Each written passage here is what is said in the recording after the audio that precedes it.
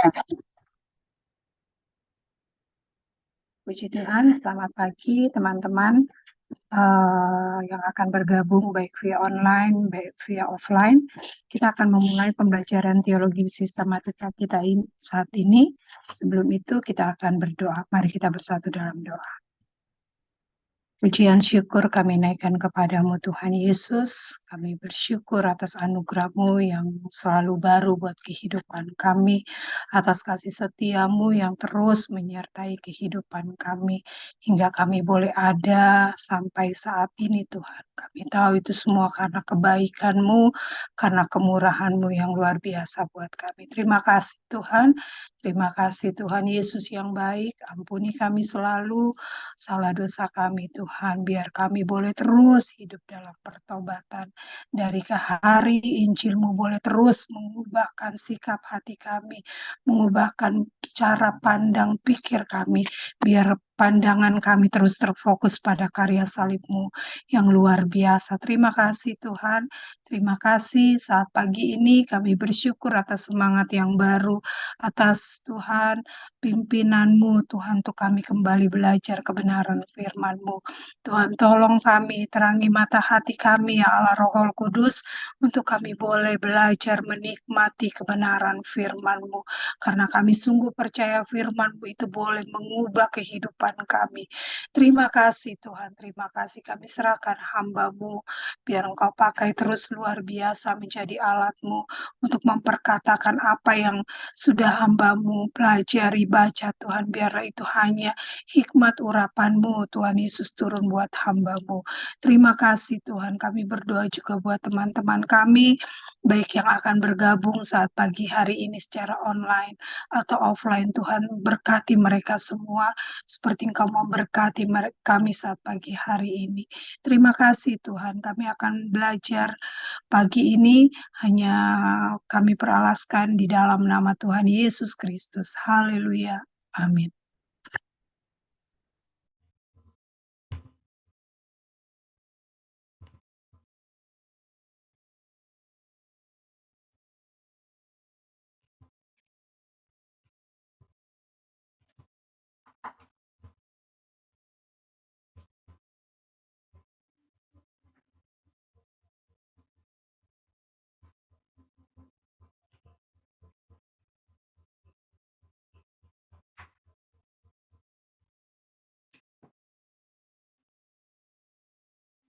Kita kembali melanjutkan doktrin keselamatan bagian keempat.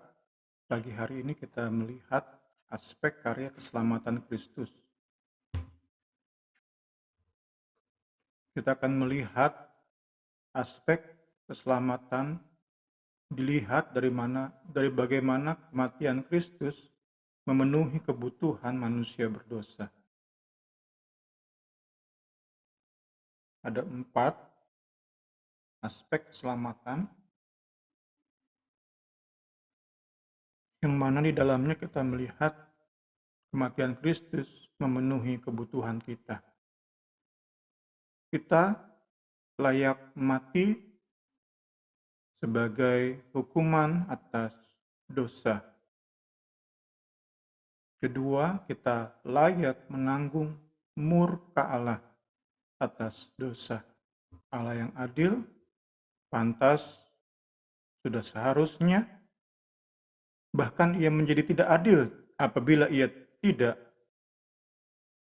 menuangkan cawan murka atas dosa. Kita yang berdosa layak disirami siraman cawan murka Allah. Ketiga, kita terpisah dari Allah oleh karena dosa kita. Keempat, kita berada dalam perbudakan dosa dan kerajaan iblis. Kita lihat satu persatu. Pertama, tentang kita layak mati. Yesus menggantikan kita sebagai kurban.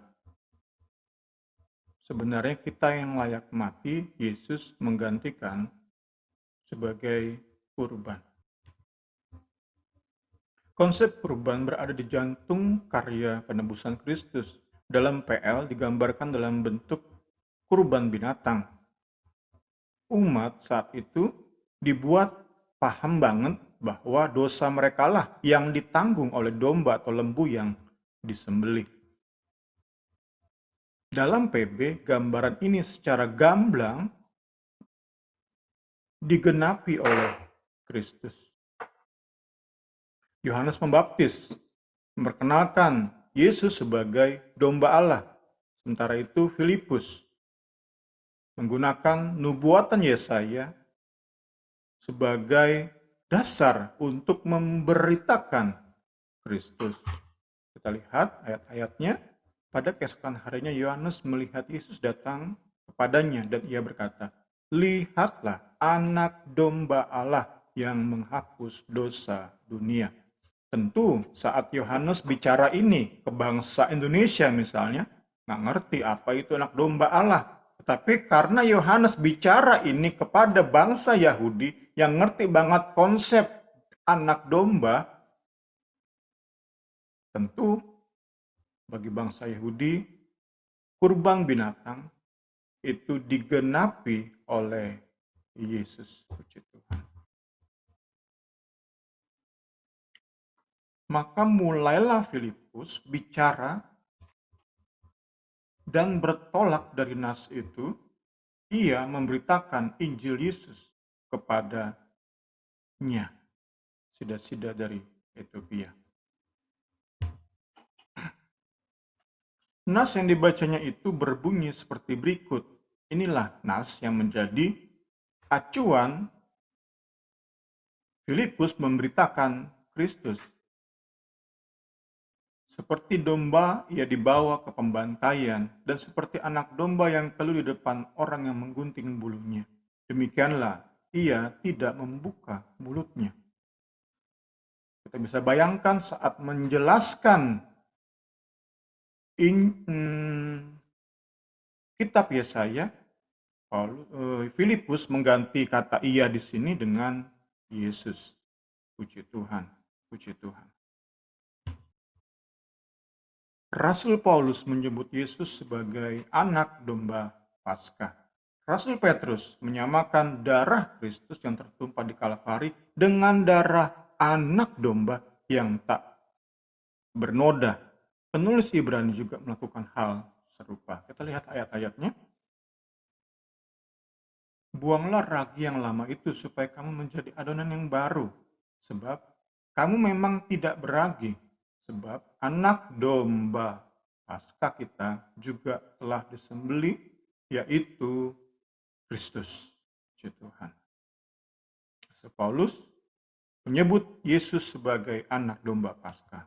Kemudian Rasul Petrus, sebab kamu tahu bahwa kamu telah ditebus dari cara hidupmu yang sia-sia yang kamu warisi dari nenek moyangmu itu, bukan dengan barang yang fana, bukan pula dengan perak atau emas, melainkan dengan darah yang mahal, yaitu darah Kristus yang sama seperti darah anak domba yang tak bernoda dan tak bercacat.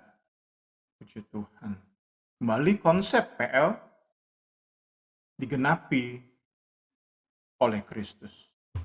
Ibrani. Sebab jika demikian, ia harus berulang-ulang menderita sejak dunia ini dijadikan. Tapi sekarang ia hanya satu kali saja menyatakan dirinya pada zaman akhir untuk menghapuskan dosa oleh korbannya. Sedikit info, kita mau melihat tulisan di sini.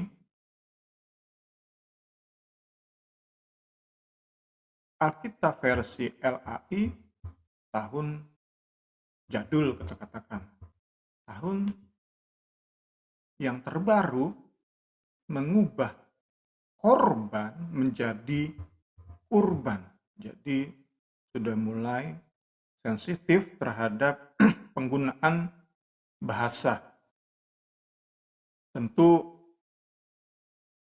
ini berkiblat kepada bahasa Inggris, di mana dibedakan antara sacrifice sama victim.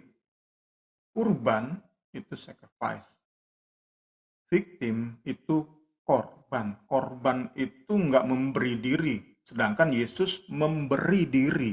Korban itu ya mau nggak mau jadi korban. Sebenarnya nggak mau korban pencopetan, korban pemerkosaan.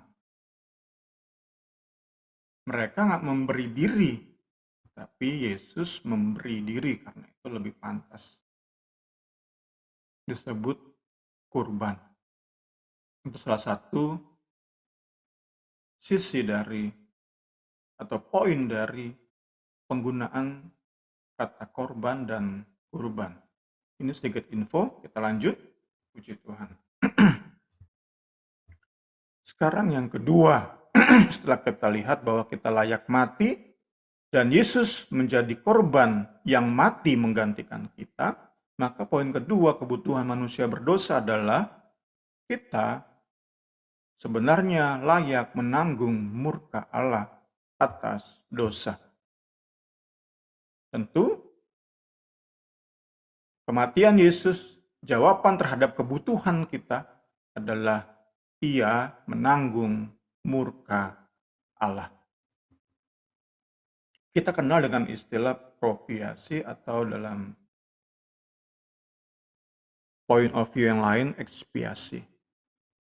Dalam cara pandang yang lain disebut juga ekspiasi. Apa dampak dari pengorbanan Kristus? Apa dampak dari pengorbanan Kristus? Dalam PB digunakan kelompok kata hilaskomai, dapat berarti memuaskan, meredakan murka. Itulah propisiasi.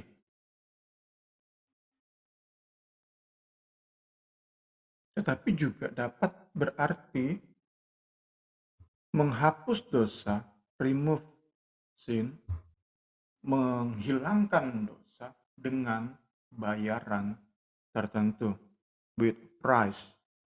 Remove sins with a price. Menghapus, menghilangkan dosa dengan bayaran tertentu. Itulah ekspiasi.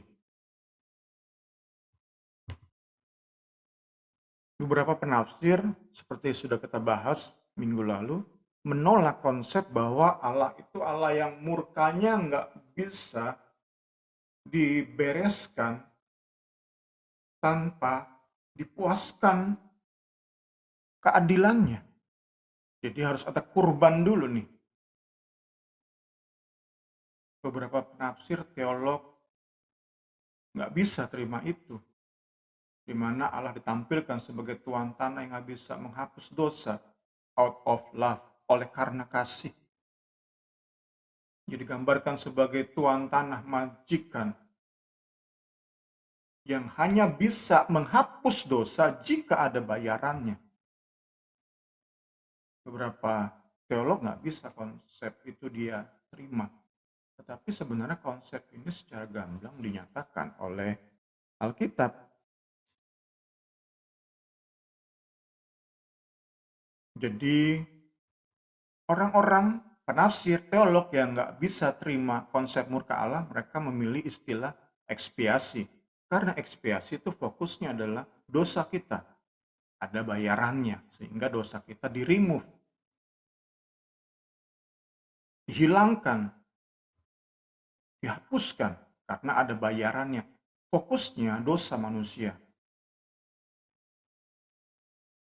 Tetapi teolog yang lain melihat apa yang Alkitab sajikan tetap menggunakan kata propisiasi, di mana murka Allah dipuaskan.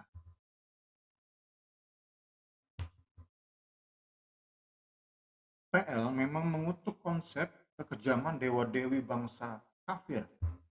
Namun PL pun nggak menutupi fakta tentang Allah yang bisa murka, Allah yang bisa menghukum di dalam murkanya. Itu nggak ditutupi oleh PL. Namun demikian kita lihat dalam PL pun, murka Allah bukanlah seperti murka dewa-dewi yang meledak-ledak nggak terkontrol, yang nggak bisa diprediksi kapan dia marah, tergantung moodnya si dewa ini. Si Dewi ini moodnya lagi nggak bener nih, tiba-tiba dia bisa marah, nggak bisa diprediksi. Itulah dewa-dewi, para berhala, bangsa-bangsa kafir. Namun Alkitab tidak memperkenalkan konsep murka Allah yang sedemikian. Berbeda jauh kita lihat. Bahkan di dalam kasih, kemurahan, dan kesetiaannya, Allah justru menyediakan jalan untuk memuaskan murkanya. Bahkan lebih indah lagi, lebih membangkitkan sukacita lagi. Karena dalam PB diajarkan bahwa Allah bukan hanya menyediakan jalan, tetapi Allah menjadi jalan itu sendiri. Akulah jalan, kebenaran, dan kehidupan. Yesus menjadi jalan itu sendiri. Yesus menjadi kurban untuk memuaskan murka Allah.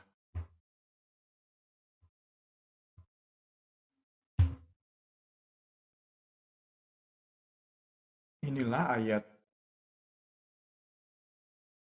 yang menjelaskan, mencantumkan propisiasi dalam terjemahan baru versi LAI ini nggak muncul. Hanya di terjemahan firman Allah yang hidup, konsep ini muncul. Kalau teman-teman perhatikan, banding-bandingkan terjemahan-terjemahan versi Indonesia, bahasa Indonesia, kita akan dapati hanya firman Allah yang hidup mencantumkan konsep propisiasi. Tindakan itu menyatakan kepada kita kasih yang sejati. Kasih itu bukan kasih kita kepada Allah, melainkan kasih Allah kepada kita. Ketika Ia mengutus anaknya untuk memadamkan murka Allah atas dosa kita. Konsep ini nggak muncul di terjemahan-terjemahan Indonesia lainnya. Kalau di bahasa Inggris, salah satu terjemahan dengan gamblang menyebut propitiation. Dalam bahasa Indonesia inilah konsep yang benar-benar menjelaskan bahasa Yunaninya. Puji Tuhan, puji Tuhan. Saya rindu baca sekali lagi ayat ini. Tindakan ini menyatakan kepada kita kasih yang sejati. Kasih yang sejati itu apa sih? Kasih itu bukan kasih kita kepada Allah. Jelas ayat ini menyatakan bukan kasih kita yang bukan kasih kita yang sejati, melainkan kasih Allah kepada kita. Itulah kasih yang sejati. Kasih yang setulus-tulusnya, semurni-murninya, kasih yang tak lekang oleh waktu, yang tahan terhadap berbagai ujian. Ketika Ia mengutus anaknya untuk memadamkan murka Allah atas dosa kita. Jadi jelas konsep Alkitab PLPB jelas. Allah memang Allah yang bisa murka, tetapi Allah menyediakan jalan, bahkan Allah menjadi jalan itu sendiri, sehingga kita bisa diterima oleh Allah dalam segala pelegaan hatinya. Puji Tuhan. Kita lihat sedikit sidekick atau sisi lain dari propisiasi. Pertanyaannya adalah, apakah penderitaan Yesus itu seimbang dengan dosa seluruh umat manusia jika digabungkan? Dari Adam dan Hawa sampai nanti Yesus datang kedua kali, digabungkan semua dosa manusia. Dosa yang paling kecil sampai dosa yang paling brutal digabungkan. Berapa abad ini digabungkan jadi satu. Apakah cukup ditebus lewat penderitaan Yesus di Kalvari? Apakah seimbang? Apakah dalam istilah akuntansi jadi balance? Apakah dalam istilah pajak jadi benar-benar diputihkan? Itu pertanyaannya. Alkitab ternyata nggak memberi jawaban secara gamblang, secara jelas. Beberapa hal saja yang perlu kita ingat. Pertama, Di salib itu nggak ada perhitungan atau transaksi komersial, seperti kita hitung-hitungan uang. Selanjutnya, kita pun perlu perhatikan bahwa penderitaan itu sendiri nggak bisa dihitung secara matematis atau diukur di atas timbangan.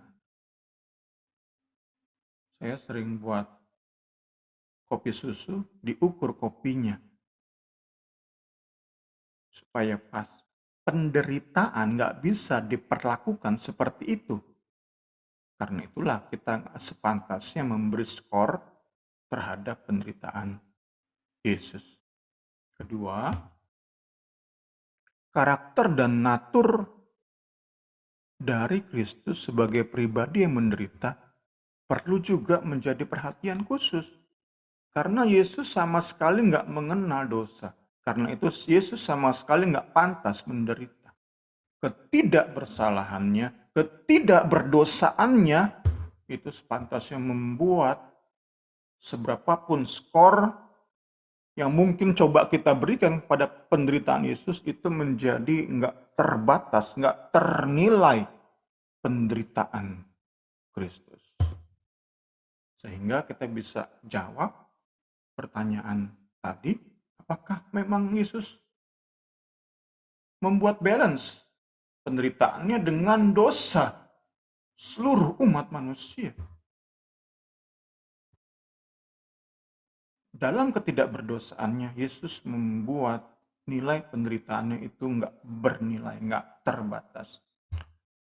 Itu yang bisa kita jawab. Karena sekali lagi Alkitab nggak memberi jawaban secara gamblang. Kita masuk yang ketiga. Pertama, Yesus menjadi korban menggantikan kita yang layak untuk mati. Kedua, Yesus menanggung murka Allah yang sepantasnya dicurahkan kepada kita, ditimpakan kepada kita. Tiga, bicara tentang kondisi di mana kita terpisah dari Allah karena dosa-dosa kita. Ia Allah yang kudus, kita makhluk penuh dosa, nggak mungkin kita punya fellowship, persekutuan yang indah, yang erat, yang mesra dengan Allah yang kudus. Inilah kebutuhan kita dan Yesus menjawab dengan mengadakan pendamaian, rekonsiliasi. Relasi atau hubungan yang rusak membutuhkan pemulihan. Inilah rekonsiliasi. Kematian Yesus mengerjakan pemulihan hubungan manusia dan Allah. Tembok pemisah diruntuhkan sehingga persekutuan Allah dan manusia terjalin kembali. Diwakili oleh kelompok kata alaso, pendamaian dapat berarti perubahan sikap. Kemudian dari kelompok kata-kata lagi, pendamaian dapat berarti pemberesan, pemutihan seperti yang kita kenal dalam akuntansi dan perpajakan. Lebih-lebih karena kita sekarang telah dibenarkan oleh darahnya, kita pasti akan diselamatkan dari murka Allah. Sebab jikalau kita ketika masih berseteru dengan Allah, masih dalam status seteru, diperdamaikan dengan Allah oleh kematian anaknya, lebih-lebih kita yang sekarang telah diperdamaikan pasti akan diselamatkan oleh hidupnya. Dan bukan hanya itu saja, malah kita bermegah dalam Allah oleh Yesus Kristus Tuhan kita. Sebab oleh Dia kita telah menerima pendamaian itu. Yesus yang mengerjakannya bagi kita. Paulus menjelaskan di sini bahwa karya Kristus menyelamatkan kita dari murka Allah dan bahwa kematiannya mendamaikan, memperdamaikan kita dengan Allah. Bahkan ketika kita masih menjadi musuh Allah, berstatus musuh Allah. Ini tentu efeknya memberi keyakinan kepada kita bahwa hidupnya di tahta sorga di sebelah kanan Bapa itu menjamin keselamatan kita. Sedikit bicara tentang jaminan keselamatan, kita percaya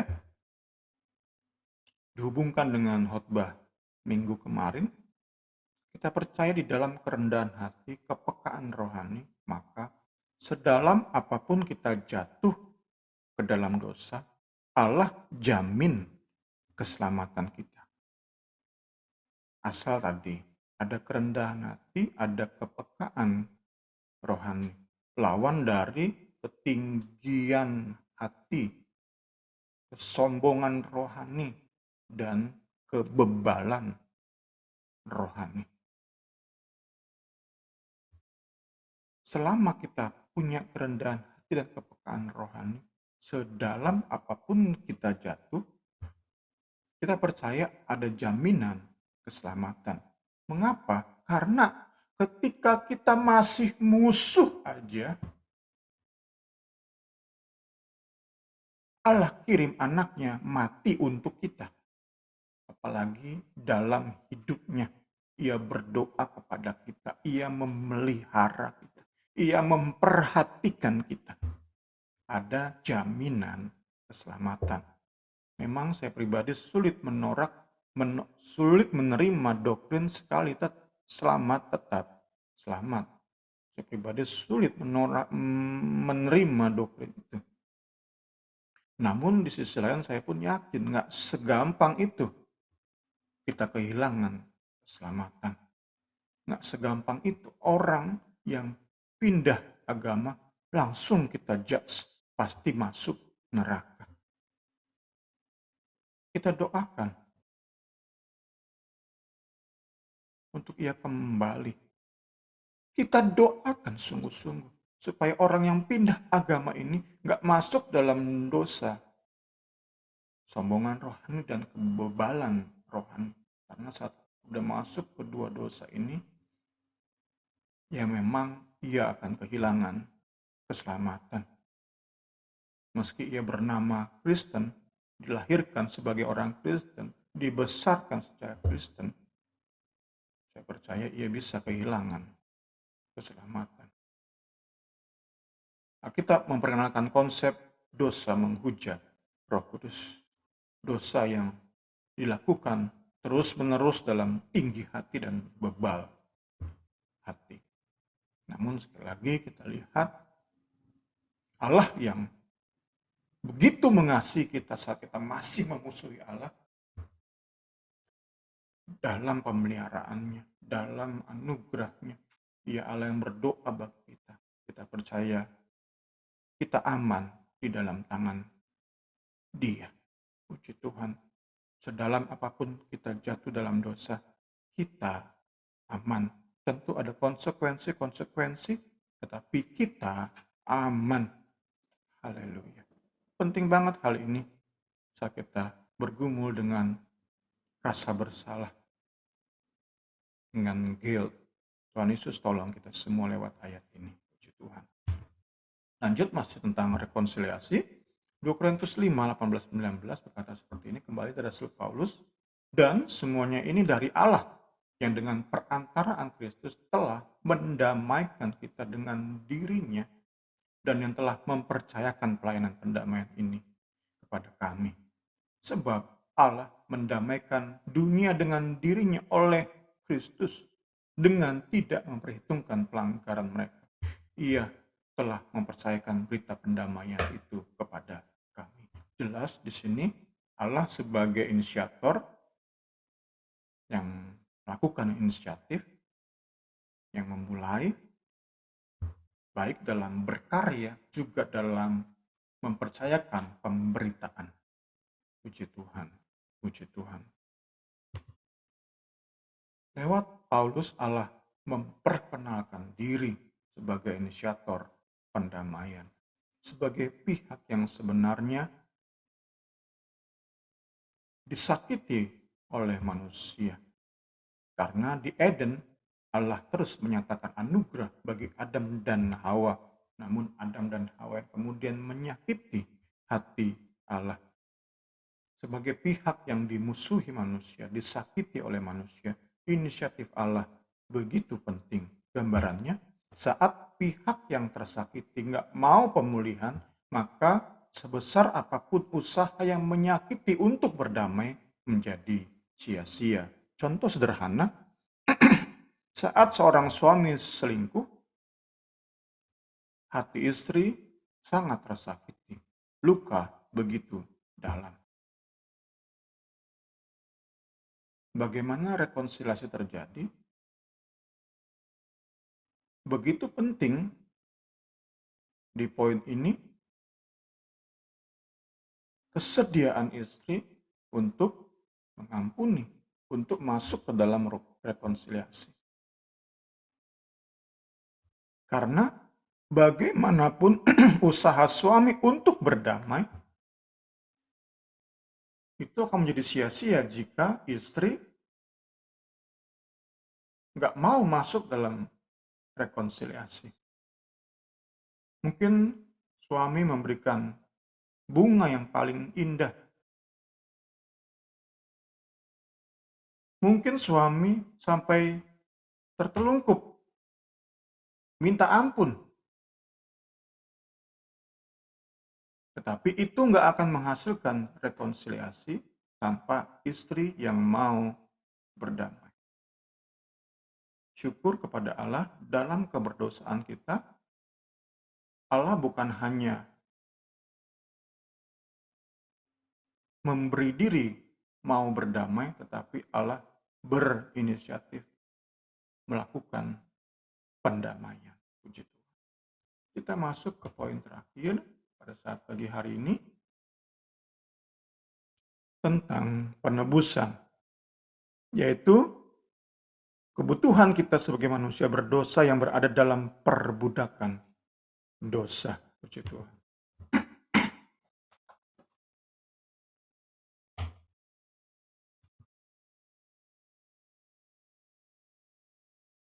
Tema penebusan lebih sering muncul di dalam PL daripada PB. Salah satunya tentang bagaimana Boas menebus Rut. Tanpa tebusan yang Boas bayarkan, maka sesungguhnya nama keluarga Elimelek itu hilang atas milik Boas, pusakanya. Lalu berkatalah Boas kepada para tua-tua dan kepada semua orang di situ, kamulah pada hari ini menjadi saksi bahwa segala milik Elimelek dan segala milik Kelion dan Mahlon aku beli dari tangan Naomi. Juga Rut, perempuan Moab itu istri Mahlon, aku peroleh menjadi istriku untuk menegakkan nama orang yang telah mati itu di atas milik pusakanya. Demikianlah nama orang itu tidak akan lenyap dari antara saudara-saudaranya dan dari antara warga kota. Kamulah pada hari ini menjadi saksi. Nama Elimelek, marga Elimelek seharusnya lenyap.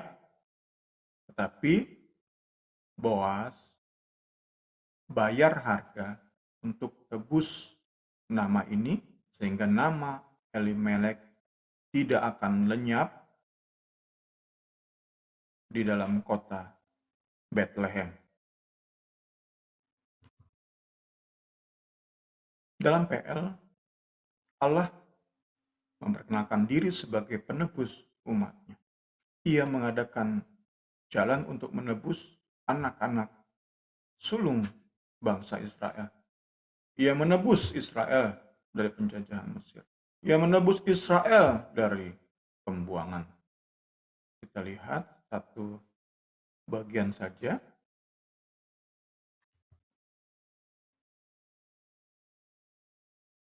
Ini Allah memperkenalkan diri sebagai penebus. Janganlah takut, hai si cacing Yakub, hai si ulat Israel. Akulah yang menolong engkau, demikianlah firman Tuhan. Dan yang menebus engkau, ialah yang Maha Kuasa, Allah Israel. Ini konsep penebusan anak sulung. Tetapi setiap anak keledai yang lahir terdahulu, keledai sulung, kau tebuslah dengan seekor domba. Atau jika engkau tidak menebusnya, engkau harus mematahkan batang lehernya. Tetapi mengenai anak manusia, setiap anak sulung di antara anak-anakmu lelaki haruslah kau tebus. Mungkin bagi dewa-dewi bangsa kafir, anak sulung pun dikorbankan. Itu milik berhala. Konsep ini pun Allah tegaskan dalam peristiwa Mesir saat seluruh yang sulung bangsa Mesir mati, seluruh yang sulung dari bangsa Israel hidup. Untuk mengingat karya Allah di Mesir ini, maka inilah aturannya. Semua yang sulung, yang lahir terdahulu, merupakan milik Tuhan. Jadi kambing, domba, lembu, yang sulung, yang lahir terdahulu, mesti disembelih, dipersembahkan kepada Tuhan. Kecuali di ayat ini, keledai dan manusia. Untuk kedua makhluk ini perlu penebusan. Ini yang dijelaskan oleh Alkitab dan Allah menyediakan cara menembus anak sulung. Sehingga anak sulung meski nggak dipatahkan lehernya, ia tetap hidup dalam perkenanan Allah karena sudah ditebus. Puji Tuhan, puji Tuhan. Dalam PB, Yesus adalah penebus dan juga tebusan, puji Tuhan. Dan kitalah manusia berdosa yang ditebus. Kita diluputkan dari murka Allah. Kita diampuni dan dibenarkan. Ia menebus kita lewat darahnya dan membawa kita kembali kepada Allah. Puji Tuhan, puji Tuhan.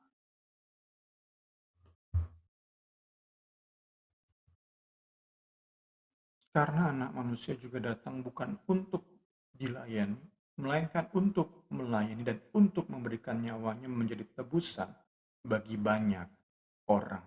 Yesus memberikan nyawanya menjadi tebusan bagi banyak orang. Sehingga banyak orang tersebut dapat kembali pulang kepada Allah. Sebab di dalam dia dan oleh darahnya. Jadi nyawa di Markus, di Efesus, darah. Kita beroleh penebusan, yaitu pengampunan dosa menurut kekayaan kasih karunia. Pertanyaannya, dari apa kita ditebus? Pertama, Yesus menebus kita dari penghukuman Allah yang adil. Allah yang adil pantas menghukum kita. Bahkan sekali lagi, ia berhenti menjadi pribadi yang adil saat ia nggak menghukum dosa. Yesus menebus kita, puji Tuhan, dari penghukuman Allah yang adil. Ini membuat meski kita nggak melakukan semua yang Taurat tuntut, kita nggak lagi berada di bawah kutuk. Karena Yesus yang menanggung kutuk tersebut. Yesus yang memberi bayaran. Sehingga kita bisa ditebus. Kembali gambarannya paling dekat dengan kita adalah seperti di film-film ada sandranya, ada tebusannya sehingga sandera itu bisa bebas dan kembali kepada keluarganya. Kita lihat beberapa ayat. Ayat ini menjelaskan bahwa kita ditebus dari murka Allah. Dan oleh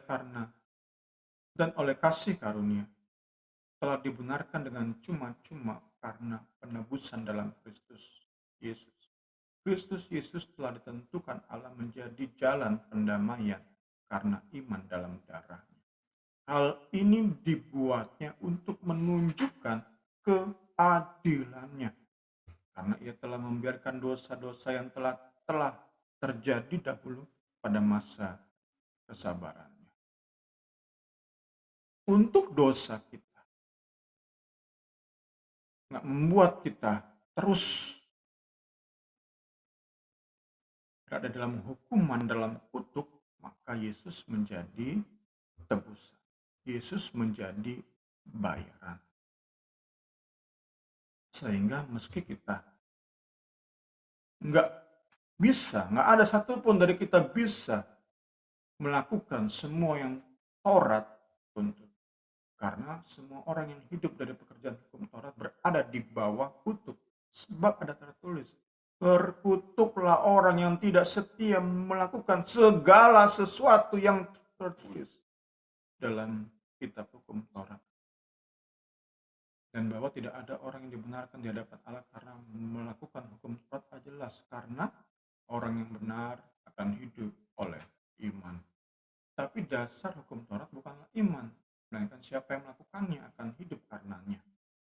Kristus telah menebus kita dari kutuk hukum Taurat dengan jalan menjadi kutuk karena kita. Sebab ada tertulis, terkutuklah orang yang digantung pada kayu salib. Kiranya konsep tebusan ini menjadi lebih jelas bagi kita. Kita berada di bawah kutuk karena gagal melakukan hukum Taurat. Kita hidup di dalam dosa, sepantasnya murka Allah. Kita berada di bawah kungkungan murka Allah, sayap murka Allah. Tetapi karena Yesus telah menjadi kutuk bagi kita dibebaskan.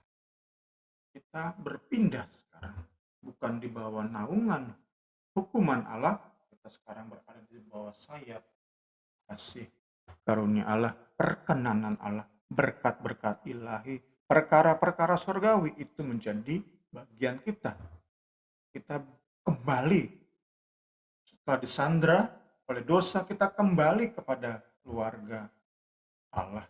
Kita menikmati segala privilege, keistimewaan yang keluarga Allah berikan. Puji Tuhan.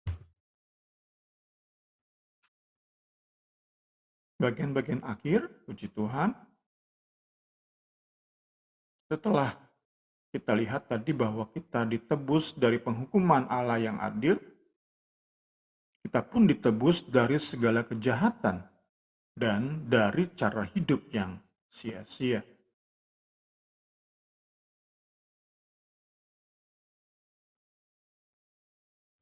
Kita udah gak dikuasai lagi oleh kejahatan.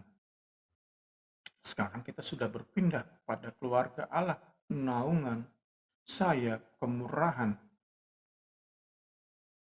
Kita dikuasai oleh kemurahan, bukan lagi oleh kejahatan.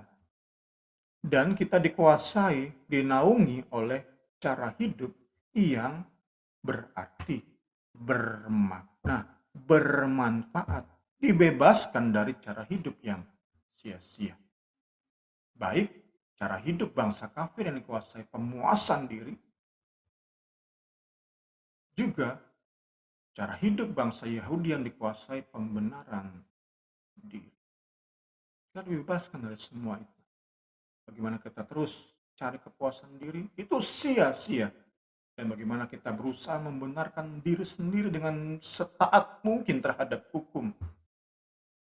Serajin mungkin beribadah, serajin mungkin melayani Tuhan. Itu sia-sia. Usaha membenarkan diri dengan cara-cara agamawi itu sia-sia. Kita dibebaskan, ditebus dari cara hidup sedemikian. Di dalam sayap kemurahan, kita menjadi orang-orang yang memiliki cara hidup yang bermanfaat bagi orang lain, berdampak bagi orang lain. Kita rindu keberadaan kita, pelayanan kita itu membuat orang lain merasa diberkati, membuat orang lain tertolong oleh Allah hidup mereka melalui keberadaan dan pelayanan kita.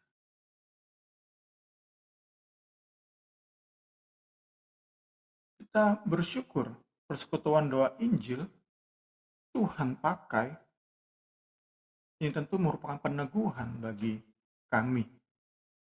Tuhan pakai untuk membuat orang lain merasa diberkati. Tuhan pakai untuk menolong orang lain lewat pelayanan kami. Allah menolong orang lain. Ini peneguhan bagi kami bahwa kami hidup di naungan sayap kemurahan. Bahwa hidup kami bukan lagi dikuasai oleh cara hidup yang sia-sia, tetapi bisa berdampak, bisa bermanfaat. Puji Tuhan. Bukan karena kami, oleh karena penebusan Kristus. Puji Tuhan. Segala hormat kemuliaan bagi Tuhan. Kita tutup dengan ayatnya. 1 Petrus 1:18, sebab kamu tahu bahwa kamu telah ditebus dari cara hidupmu yang sia-sia. Sekali lagi, entah itu yang berpusat pada diri sendiri untuk memuaskan kedagingan kita, maupun cara hidup berusaha membenarkan diri sendiri dengan berbagai kegiatan agamawi. Serajin mungkin bersaat teduh, serajin mungkin memberi bagi pekerjaan Tuhan, tetapi motifnya adalah supaya aku dibenarkan, supaya Allah berkenan kepada aku. Itu cara hidup yang sia-sia, sebanding dengan hidup dalam kedagingan bagaimana kita seenak-enaknya menjalani hidup ini. Seenak sendiri, sama aja ternyata. Cara hidup yang sia-sia, yang menghasilkan sesuatu untuk Tuhan. Bagi sesama, untuk kemuliaan Tuhan. Nggak ada. Tapi itulah cara hidup kita dahulu. Sekarang kita sudah ditebus sehingga hidup kita udah nggak seperti yang kita warisi dari nenek moyang kita. Yesus menebus kita bukan dengan barang yang fana, bukan pula dengan emas yang perak. Sudah kita baca tadi, dengan darah yang mahal, darah Kristus. Yang sama seperti darah anak domba yang tidak bercacat, tidak bercelah. Yesus mengerjakannya bagi kita. Segala hormat, kemuliaan bagi Yesus Kristus. Puji Tuhan.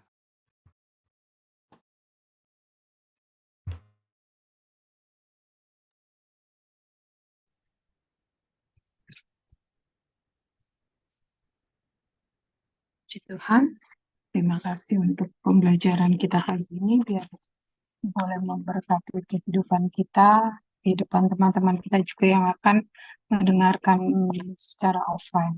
Kita akan tutup pembelajaran pagi ini, mari kita berdoa. Terima kasih Tuhan Yesus atas karya keselamatan yang Kau berikan buat kami, atas darah-Mu yang begitu mahal Kau tebus salah dosa kami. Terima kasih Tuhan, terima kasih. Seharusnya kami Tuhan Yesus yang Tuhan, najis ini, bobrok ini yang dibuang Tuhan Yesus ke api neraka Tuhan.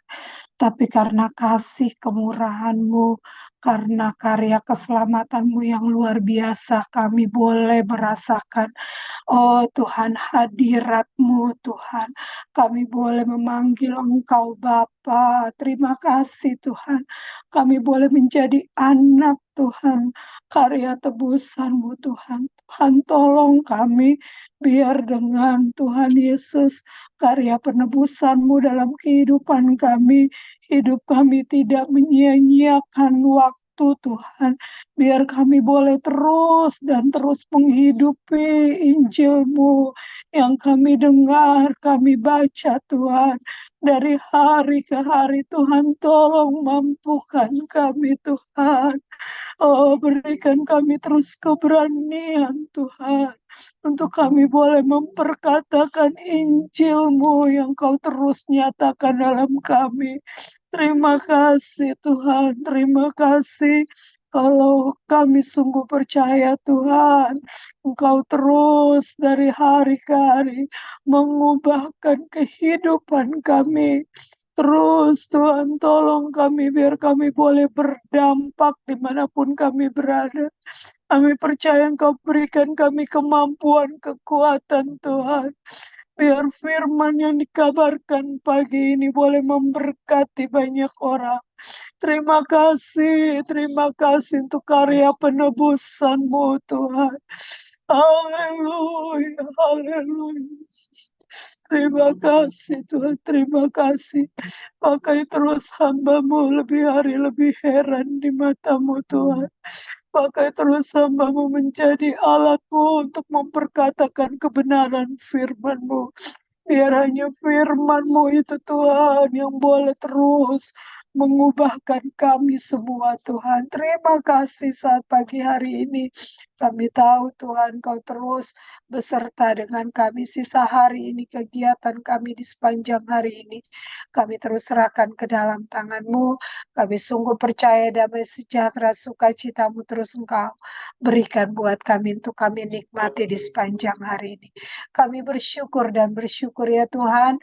Kami peralaskan doa kami hanya dalam nama Tuhan Yesus Kristus. Haleluya. Amin.